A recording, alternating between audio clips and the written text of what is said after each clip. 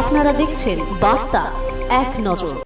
ক্রেতার সাথে প্রায় 4.5 লক্ষ টাকা সোনার অলংকার নিয়ে চম্পট দিল দুষ্কৃতীরা। চাঞ্চল্যকর ঘটনাটি ঘটেছে মালদা শহরের গৌর রোড এলাকায়। বুধবার বিকেলে ঘটে ঘটনাটি। প্রিয়া রায় নামে এক বিধবা মহিলা দোকানটি চালান। গত 2 বছর আগে তার স্বামী প্রয়াত হয়েছেন। 2 ছেলে মেয়েকে পড়াশোনার পাশাপাশি সংসারের দায়িত্ব ঘাড়ে নিয়ে নিজেই দোকানদারি করেন ওই মহিলা। তিনি জানান, মেয়ের বিয়ের গয়না দেখতে এসে এক হিন্দিভাষী ক্রেতা প্রায় 4.5 ভরি ওজনের সোনার অলংকার নিয়ে চম্পট দেয়। তিনি পুলিশের কাছে লিখিত অভিযোগ দায়ের করেছেন। স্বর্ণ অলংকারের বাজার মূল্য প্রায় 4.5 লক্ষ টাকা। খবর পেয়ে দোকানে পৌঁছান বঙ্গীয় স্বর্ণ শিল্পী এবং স্বর্ণ ব্যবসায়ী সমিতির সম্পাদক উজ্জ্বল সরকার। তিনিও পুলিশকে আবেদন করেন চুরি যাওয়া অলংকার উদ্ধার করার জন্য। সিসি ক্যামেরায় ফুটেজ দেখে ঘটনা তদন্ত শুরু করেছে ইংরেজবাজার থানার পুলিশ। প্রথমত হচ্ছে আমি গৌর রোডে দোকানদারি করি। আমার কনকলতা জুয়েলারি আমার দোকানের নাম। আমি একাই এই দোকানটা চালাই। আমার স্বামী বিগত উনি 2 বছর হয়েছেন চলে যাওয়া। তো আমার এক ছেলে আছে, পড়াশোনা করছে।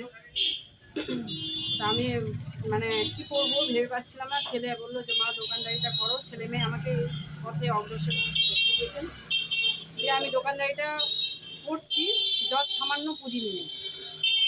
তো এই পুঁজিটা নিয়ে আমি যে দোকানদারিটা করছি, তো এক কাস্টমার এসে আমাকে বললেন, হঠাৎ করে দেখছি একটা কাস্টমার আসলেন, এসে আমাকে বলছেন যে আমার মেয়ের বিয়ে, আপনি গয়না দেখান।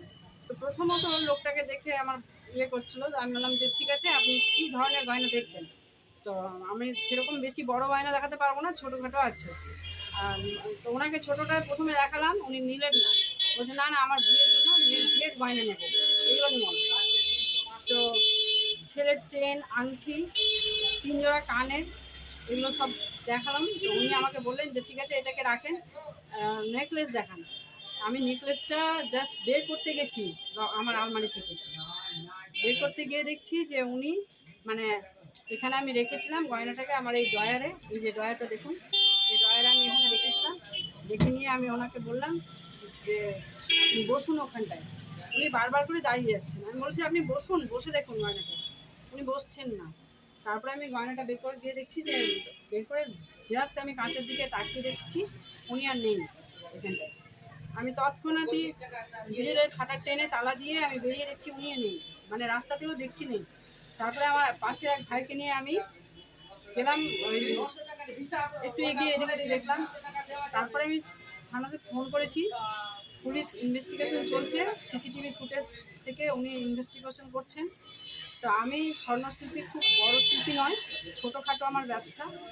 আমি আবেদন করব যে আমার জিনিস থেকে আমি রিকভারি করে দেয় পুলিশ। আমি এটাই চাই। কত টাকার মতো সোনার গয়না নিয়ে গেছে? প্রায় আনুমানিক এটা বলছি যে 4.5 লাখ, 4.5 লাখের মতো গয়না উনি নিয়ে গেছেন। কি নাম? হ্যাঁ, আপনার নাম? আমার নাম রীনা রায়। আমি একাই দোকানটাকে দেখি।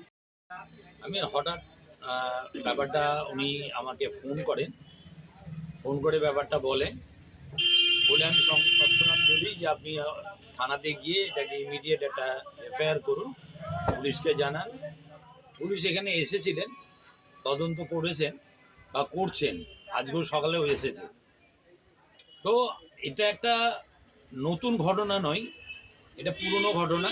এই ধরনের ক্রাইম, এই টাইপের লোক, নন বেঙ্গলি, তারা কিন্তু বিএস রোড অঞ্চলে, এবার দেখছি গৌর রোডে এই দিকটাই দুর্বল যেসব জায়গা, সেসব জায়গাকে ওরা টার্গেট করছে।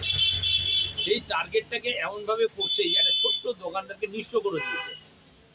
তা আমি প্রশাসনকে বলবো যে আপনারা যদি একটু তৎপর না হন, বা আপনাদের যদি ইন্টেলিজেন্স যদি জোর ইয়েতে না রাখেন, তাহলে কিন্তু আমাদের এরকম ধরনের ব্যবসা করা খুব মুশকিল। যে আমাদের ব্যবসায়ী, আমাদের সংগঠনের মেম্বার উনি যখন এই ধরনের কেস হয়েছে, ওনার মালটা রিকভারি করার জন্য প্রশাসনকে আমরা বারবার আবেদনও করেছি।